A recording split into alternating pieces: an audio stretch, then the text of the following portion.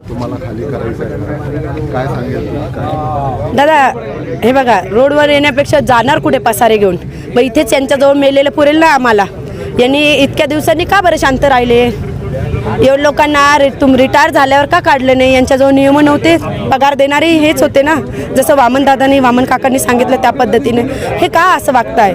आणि यांना ऐन एवढ्या दिवसांनी शांत बसलं, ऐन दिवाळीच्या दिवसात पूर्ण आमचा सण त्यांनी असा कडू करून ठेवला. सणाचे गोडवासुद्धा राहिला नाही, कोणाच्या घरात सणाचा स्वयंपाक नाही आहे. सगळे हालदिवाला आवरतात, सगळ्यांना धाकधूक लागलेली आहे. यात बीपीचे, शुगरचे, हार्टचे पेशंट आहे, कॅन्सरचे पेशंट आहेत. आता हे जाणार कुठे? आमची जर एवढी कुवत असती की किराये भरून राहण्यासारखं, तर तुम्ही अगोदर खाली केलं असतं, तर तो वेळ वेगळा होता.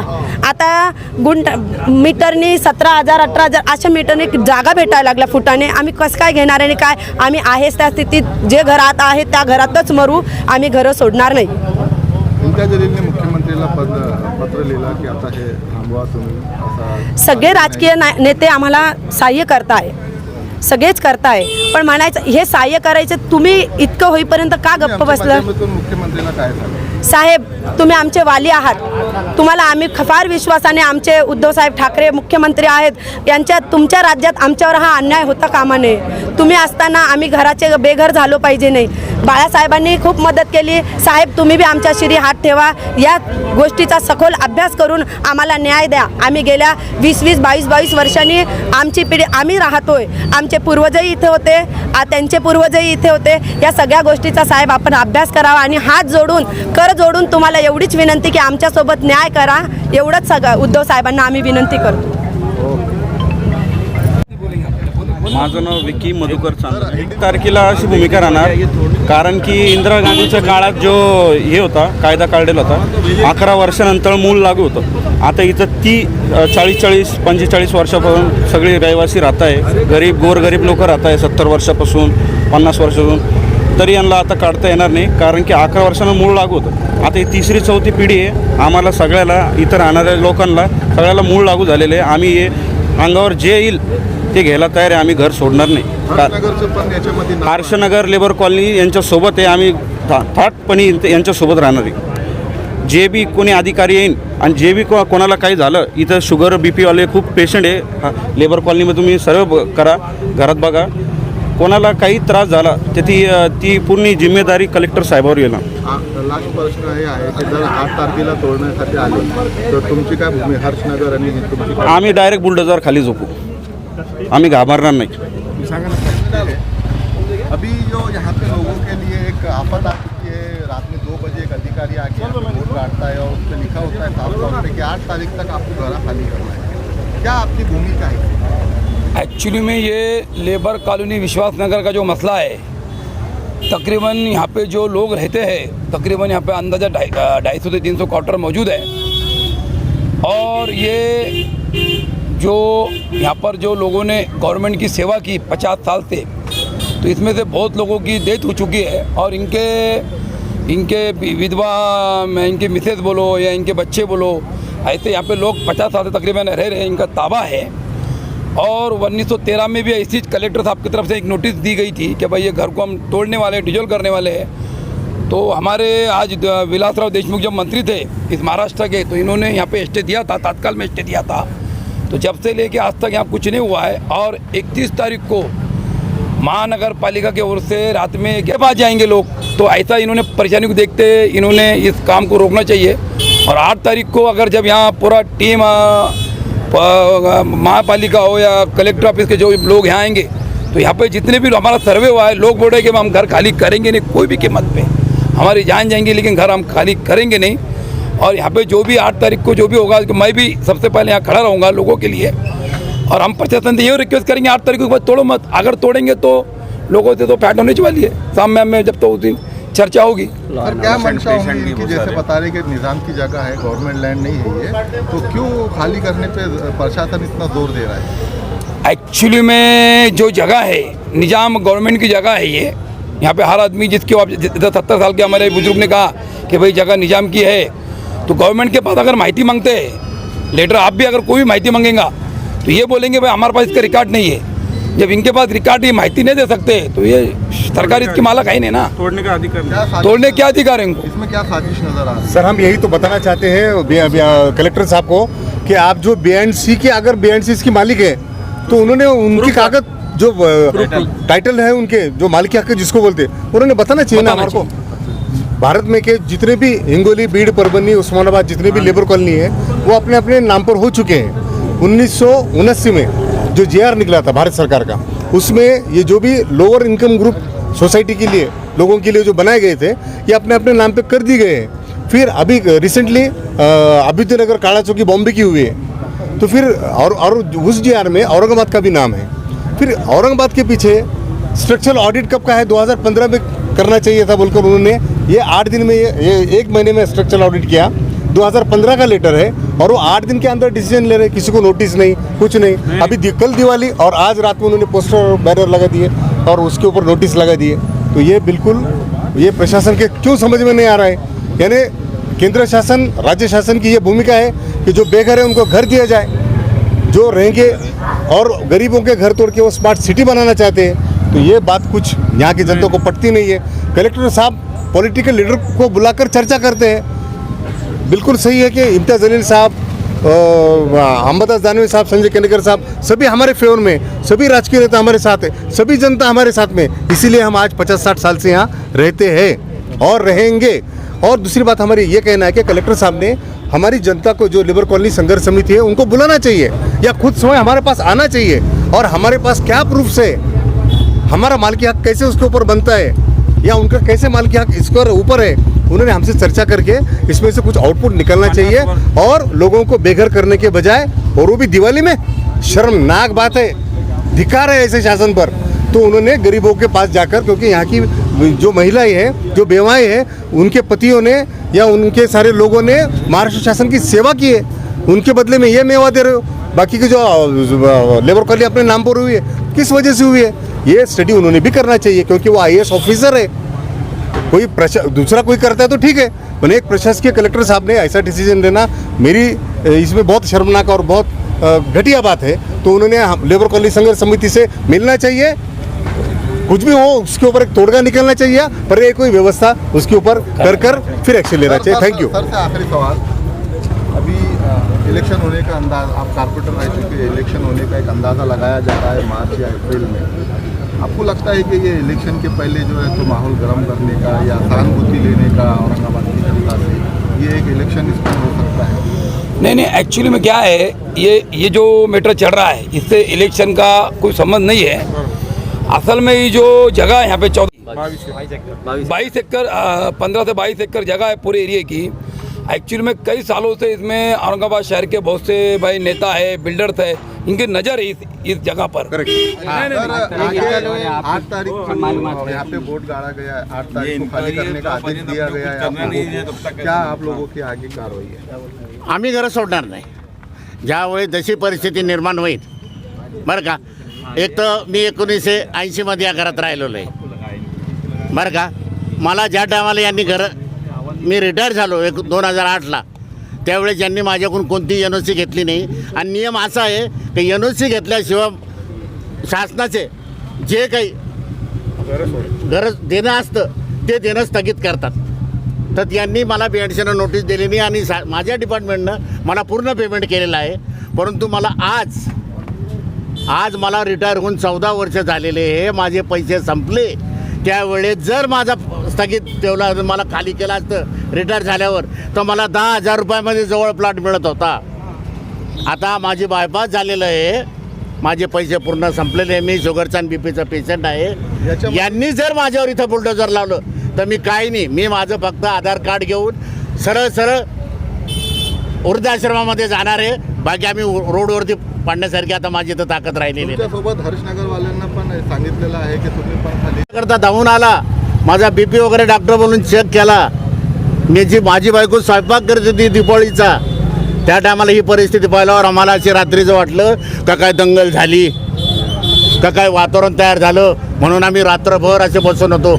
आणि सकाळी मग ते बोर्ड सकाळी पाहण्यात आले की हा काय मी गोंधळून गेलेलो माणूस आहे। तरी मेहरबानी एवढीच आहे बरं का की जे काही नियमानं होत असेल, मला माझा मुद्दा हाच आहे का मला त्यावेळेस जर माझं पेमेंट थांबवून घेतलं असतं तर मला घर खाली करणं भाग पडलं असतं. याने कशाच्या आधारावरती मला पेमेंट दिला आणि तो पेमेंट आज माझा खर्च झाला, माझ्या बायपासवर खर्च झाला, माझ्या कुटुंबावर खर्च झाला. आता मी टोटल उघडा झालेलो माणूस आहे. आपलं नाव सांगा. माझं नाव Vaman Dadaji Avhad. Very good morning, नमस्कार. सर थोड़ा क्राइटेरिया दो कि लोग कैसे परेशान है पहले. व्हेरी गुड मॉर्निंग, नमस्कार, सलाम अलैकुम. मी advocate Syed Wajidullah Rashid, labour colony welfare सोसायटीतर्फे रिप्रेझेंट करीत आहे आपल्याला. आणि या प्रकरणामध्ये देतो, मैं हिंदी में देता हूँ. या प्रकरणामध्ये 30/10/2021 रोजी रवींद्र निकम आणि केलकर साहेब सार्वजनिक बांधकाम विभागातर्फे एक नोटीस लेबर कॉलनीच्या लोकांना देण्यात आलेली आहे. लेबर कॉलनीचे जे लोक गेल्या 50 वर्षापासून येथे रहिवासी आहे आणि या रहिवाशांना जबरदस्तीने खाली करण्याचा प्रयत्न करीत आहे.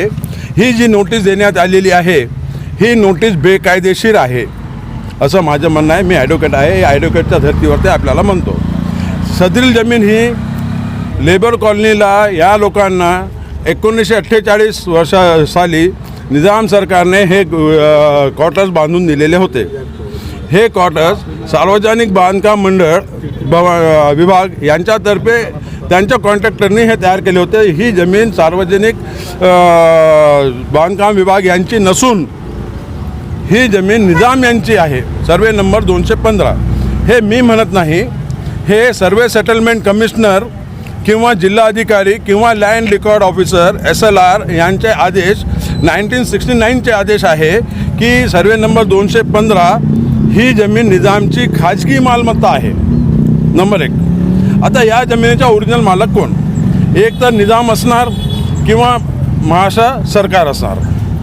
1950 वर्षाला भारत देशाचा संविधान तयार झाला. 47ला भारत देश स्वतंत्र झाला. पण महाराष्ट्र राज्याची स्थापना 1 मे 1960 रोजी झालेली आहे. केव्हा झालेली आहे? 1 मे 1960ला महाराष्ट्र राज्य तयार झालेलं आहे. यापूर्वी हा राज्य बॉम्बे प्रोव्हिन्स म्हणून होता 1956पर्यंत आणि त्याच्यापूर्वी हा प्रदेश दख्खन म्हणून ओळखला जात होता किंवा हैदराबाद स्टेट होता. ठीक आहे साहेब. आता Maharashtra land revenue law, Maharashtra भूमी कायदा, भूमी कायदा 1966मध्ये महाराष्ट्र सरकारचा भूमी कायदा अस्तित्वात आला. आणि हा अस्तित्वात आल्यानंतर पूर्ण जागेचे गटबंधनी झालेली आहे. गटबंधनी 7/12 PR कार्ड वगैरे सर्व तयार केव्हा झालेले आहे? सन 1970 ते 71 वर्ष झालेले आहे असं सरकारने मला लिहून दिलेले आहे. ही जमीन निजामची असल्यामुळे भारताचे राष्ट्रपती यांनी आदेश केलेला आहे की या जमिनीची पूर्ण चौकशी करून ही जमीन कोणाची आहे यासाठी विभागीय आयुक्त औरंगाबाद यांच्या अध्यक्षतेखाली चौकशी समिती नेमण्यात आलेली आहे. त्या चौकशी समितीत सार्वजनिक बांधकाम मंडळ, कलेक्टर, तुमचे जे आहे तर सर्व पुरातत्व विभाग, अधीक्षक भूमी अभिलेख, मुख्य कार्यकारी अभियंता वक्फ बोर्ड, निवासी उपजिल्हाधिकारी औरंगाबाद आणि अपर विभागीय आयुक्त 1 यांच्या अध्यक्षतेखाली ही चौकशी समिती स्थापन झाली. आणि या चौकशी समितीने एक आदेश अहवाल दिला. हा अहवाल माझ्यासमोर आहे. त्यांनी एक आदेश शासनास दिलेला आहे. या अहवालामध्ये पान क्रमांक 6 मुद्दा क्रमांक 4 मध्ये स्पष्ट लिहिलेले आहे की या जमिनीचा अभिलेख कक्षात किंवा कोणत्याही कार्यालयात उपलब्ध नाही. जेव्हा यांच्याकडे अभिलेखच उपलब्ध नाही आहे, रेकॉर्डच उपलब्ध नाही आहे, तर ही जमीन सरकारची कशी? सर, महानगर पालिका के जो अधिकारी है उन्होंने जो है तो रात के 12 बजे यहाँ पर वोट डाला. उसका उद्देश्य क्या हो सकता है? क्या उनकी मकसद है? क्यों ऐसा कर रहे हैं? उनका उद्देश्य ये होता है कि यहाँ के नागरिकों को जो है सामाजिक आर्थिक तकलीफ देना. यांची पिळवणूक करणे, यांच्यावरती अत्याचार करणे, यांच्यावर अन्याय करणे, याकरिता हे सर्व नागरिक 8 तारखेला सोमवारी PIL म्हणजे पब्लिक इंटरेस्ट लिटिगेशन किंवा जनहित याचिका माननीय उच्च न्यायालयाचे खंडपीठ औरंगाबाद येथे दाखल करणार आहे. या विरुद्ध दाद मागण्यात येणार आहे. या नोटीसला चॅलेंज करण्यात येणार आहे. ही जमीन सरकारची नाही याच्याबद्दल तर चौकशी चालू आहे. सदरील प्रकरण रीट पिटिशन 8300/2018 गंगापूरवाला साहेब यांच्या कोर्टात चालू आहे आणि त्याचे 2 जजमेंट आलेले आहे की ह्या जमिनीची चौकशी करा, ही जमीन कोणाची आहे. अभी फिर आगे आपकी क्या रणनीति है? जैसे 8 तारीख तक का टाइम दिया गया, तो कलेक्टर से आपकी क्या मांग है? माझी ही मागणी आहे की हे लोक 15 वर्षापेक्षा जास्त या जमिनीवरती रहिवासी आहे, यांच्या कब्जात आहे. ॲडव्हर्स पोझेशन ॲक्ट प्रमाणे हे ॲब्सोल्यूट ओनर आहे, हे ओनर्स आहे. अशी मागणी आम्ही हायकोर्टमध्ये करणार आहे. ॲडव्हर्स पोझिशनचा कायदा भारतीय सरकारचे आणि सुप्रीम कोर्टचे अनेक ज्याच्यामध्ये जजमेंट आहे.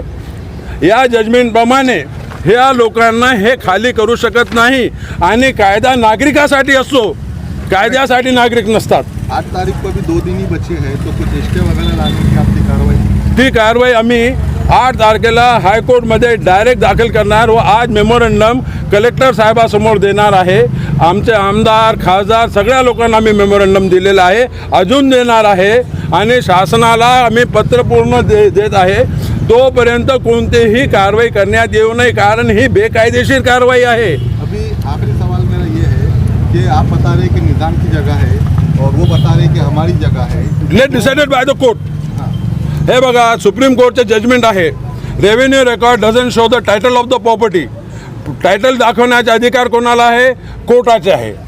या चौकशी समितीच्या अहवालामध्ये स्पष्ट दिलेलं आहे पहिल्या पॅराग्राफमध्ये, जमीन कोणाची आहे, कुठं आहे, तुम्ही संबंधित कोर्टामध्ये न्याय घेण्यात यावा. जमिनीचा मालक डिसाईड करण्याचे अधिकार फक्त माननीय कोर्टालाच आहे, दुसऱ्यांना नाही आहे. रेव्हेन्यू रेकॉर्ड किंवा महसूल रेकॉर्ड हा रेकॉर्ड टायटल शो करत नाही, तो फक्त रेव्हेन्यू जमा करण्यासाठी असतो, असं सुप्रीम कोर्टचे जजमेंट आहे. ये सब चीज़ें अगर सही है तो फिर इतनी बड़ी हिम्मत प्रशासन कैसा कर सकता है कि इतना बड़ा बोर्ड आकर के यहाँ पे गाड़ रहे हैं? है बघा, प्रशासन अपना अपना काम कर रहा है. वो कुछ भी एक उन्होंने लाइन ऑफ एक्शन लेके चल रहे हैं. Whatever it may be, let decided by court. न्याय कोण करणार? कोर्ट करणार. आमच्यावरती अत्याचार होत आहे, हाँ, आमच्यावरती अन्याय होत आहे, आम्ही कोर्टाला जाणार. तो आप मानते हैं कि जो प्रशासन कर रहा है वो लॉ के खिलाफ काम? यस, ऑलरेडी मैं तो बोला ना, I am challenge that notice में उन्होंने खुद बोल रहे सर्वे नंबर 215 है ये, तो 215 तो इनके मालकत्व है, तो उन्होंने परचेज रजिस्ट्री बताना. भाई BNC की है ना प्रॉपर्टी, तो परचेज रजिस्ट्री BNC ने किससे खरीदी? आप उन अधिकारियों के खिलाफ कोर्ट में जाएंगे जिन्होंने जो है तो आम जनता को त्यांच्या विरुद्ध फौजदारी व दिवाणी स्वरूपाची कारवाई करण्यासाठी मी ॲप्लिकेशन केलेलं आहे. आपका पूरा नाम बोलिए. माझं नाव ॲडव्होकेट सय्यद वाजिदुल्ला रशीद.